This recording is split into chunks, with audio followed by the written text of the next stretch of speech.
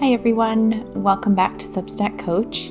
If you've been on Substack for a little while and you're feeling overwhelmed, like there's too much to learn, too many features, too many strategies, and it feels like you're already behind, even though you're just getting started, you're not alone in that. This is something I hear all the time from my clients. There are two main reasons why people feel this way, and neither of them are actually about your ability as a creator or a writer. Instead, they're about what's available on Substack and how it's organized for a new person. The first reason is that there are just too many features now. When I started on Substack 4 years ago, there was a home feed, a drafts folder, and you could change your background color to one of 4 or 5 options. That's it. Now when you open up Substack, there's notes, chat, sections, tags, SEO settings, payments, recommendations, stats, and a website editor, and more. And all of that is available immediately to everyone. Even if you're just starting, it can feel like I need to understand all of this and figure out what I want to implement before I can even begin.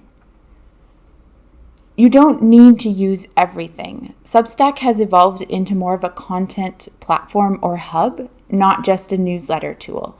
But that doesn't mean you have to use every feature.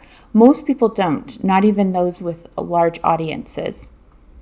The second reason people struggle with feeling overwhelmed is the growth content that's everywhere on Substack when you first create your account. A lot of the content on Substack Notes is focused on growth, and you'll see templates and hooks and posting strategies and notes tactics and how to grow faster. And it creates this feeling of, if I'm not doing all of this, I'm falling behind. And if I haven't even started, I'm really far behind. Most of that content is optimized, it's advanced, or it's even out of context. And because new people haven't curated their feed yet for what their interests actually are, they get shown anything about Substack in general, and that seems to mostly be growth content. So it's really shown to everyone that's just getting started, and that mismatch ends up creating a lot of pressure. So the real problem is you start out by having too many features and too many strategies being thrown at you with no clear starting point. And that's what creates the overwhelm. It's not necessarily the platform itself, and it's definitely not your ability as a writer.